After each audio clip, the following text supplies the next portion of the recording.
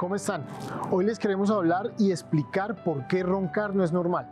El ronquido es el ruido que se genera cuando hay una obstrucción del paso del aire en la vía respiratoria superior. Esto puede generar ahogamientos en la noche, es decir, una enfermedad que se llama apnea del sueño.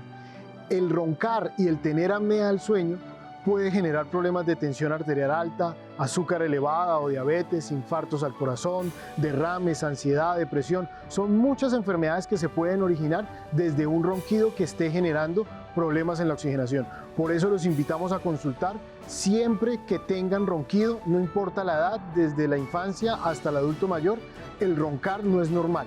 Los esperamos en nuestra consulta.